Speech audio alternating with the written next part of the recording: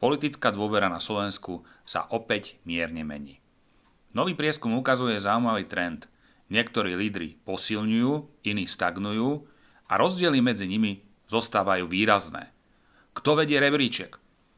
Podľa aktuálneho prieskumu patrí najvyššia miera dôvery premiérovi Robertovi Ficovi, ktorému dôveruje približne 4 z 10 respondentov. Zaujímavé je, že ide o mierny nárast oproti predchádzajúcemu obdobiu, čo naznačuje stabilizáciu jeho pozície. Na druhej strane však treba dodať, že podobný podiel ľudí mu zároveň nedôveruje. To znamená, že spoločnosť zostáva v tomto smere rozdelená.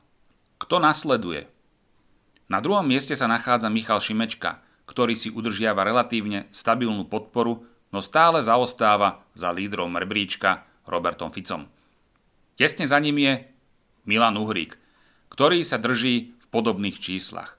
V strede rebríčka sa nachádza napríklad Matúš Šutaj Eštok, ktorého dôvera je nižšia, ale stále výrazne vyššia než u niektorých opozičných politikov. Spodná časť rebríčka. V nižších priečkách sa nachádzajú viacerí známi lídri. Milan Majerský, šéf KDH, a Branislav Greling, šéf SAS, dosahujú podobné hodnoty. Igor Matovič sa pohybuje výrazne nižšie. Ešte nižšie sú Jaroslav Naď či Andrej Danko. Na úplnom konci sa nachádza Boris Kollár, ktorému dôveruje len malé percento respondentov. Čo z toho vyplýva? Najdôležitejší záver nie len kto je prvý. Kľúčové je, že väčšina zmien je iba mierna.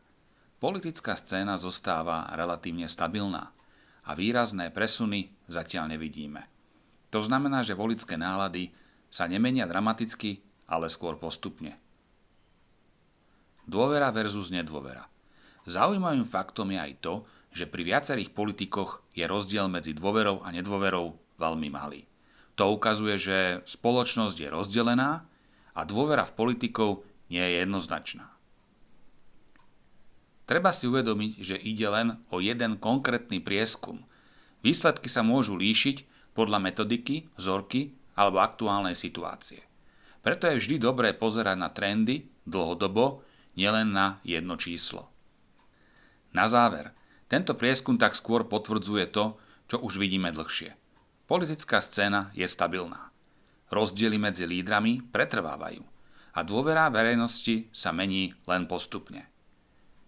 Ak chceš viac takýchto prehľadov bez zbytočného chaosu, daj odber a napíš do komentára, ktorému politikovi dôveruješ ty.